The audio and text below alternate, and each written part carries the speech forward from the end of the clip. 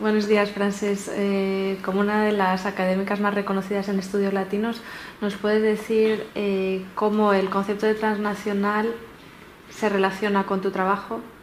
Sí, bueno, pues yo diría que es un concepto esencial, o al menos la idea, porque hay varias maneras de llamar esto y cada manera de llamarlo tiene una implicación metodológica y teórica diferente, pero digamos, la idea de que es muy difícil estudiar grupos, movimientos, ideas, pensamiento, sin tener un contexto amplio que la mayor parte de las veces rebasa lo nacional.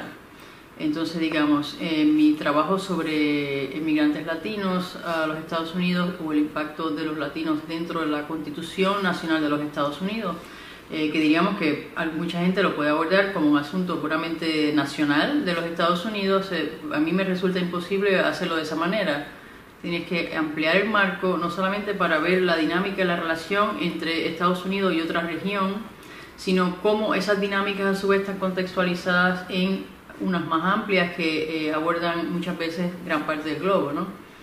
Es decir, no se puede entender una migración masiva de puertorriqueños o cubanos o la presencia de mexicanos en los Estados Unidos sin entender la relación entre Estados Unidos y esas regiones, pero a la vez por qué se generan las condiciones para que esas dinámicas existan más ampliamente, ¿no?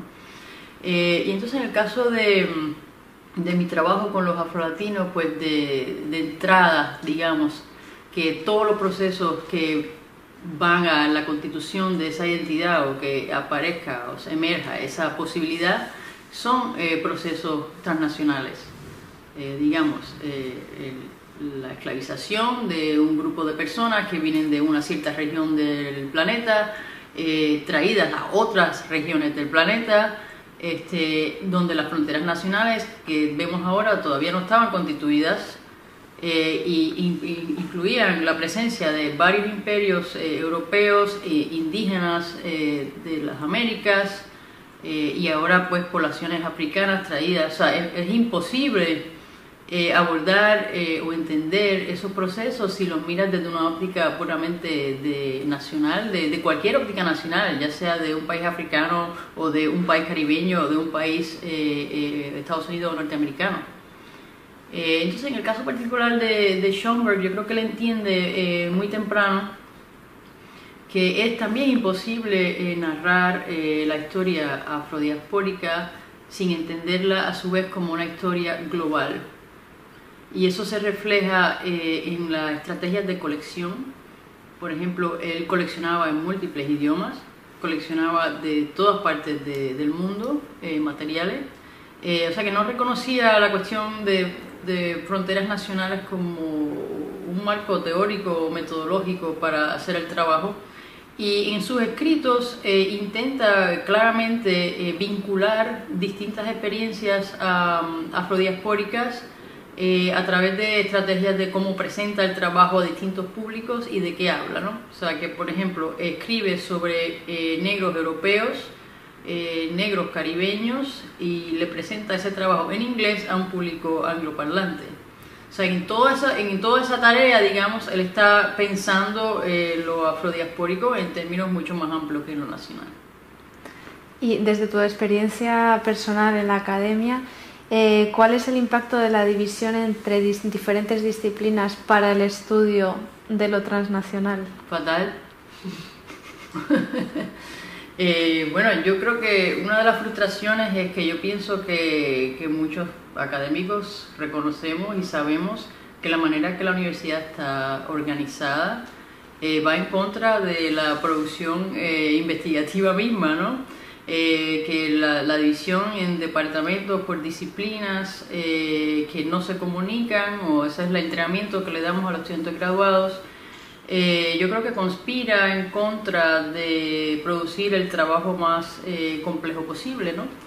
no solamente porque cada disciplina se identifica con una metodología particular y se tiende a entrenar a los estudiantes graduados de esa manera. Es decir, si tú eres historiador, tienes que investigar archivos, no haces etnografía; si eres antropólogo, haces etnografía, no miras archivos. Ese tipo de limitación metodológica es un problema. También es un problema la manera que los conceptos se desarrollan en disciplinas, que trae su propia historia y su propio bagaje, que a veces resultan insuficientes para el trabajo que uno está tratando de hacer. En ese sentido es interesante una persona como Schomburg, porque al no ser entrenado en una universidad formalmente, ser autodidacta en gran medida, él no tiene o no reconoce muchas de esas fronteras disciplinarias en su trabajo, y pienso que es una de las razones que puede hacer el trabajo o pudo hacer el trabajo que hizo.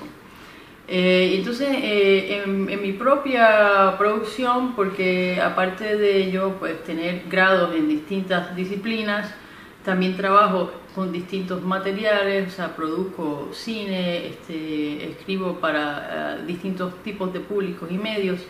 También me parece evidente que la manera más rica de organizar las investigaciones sería trans o postdisciplinariamente, que está basada en las preguntas que nos estamos haciendo y agarrando, digamos, los instrumentos necesarios para contestar esas preguntas de la manera más compleja posible. Tu área de estudios en Estados Unidos es estudios latinos, ¿no?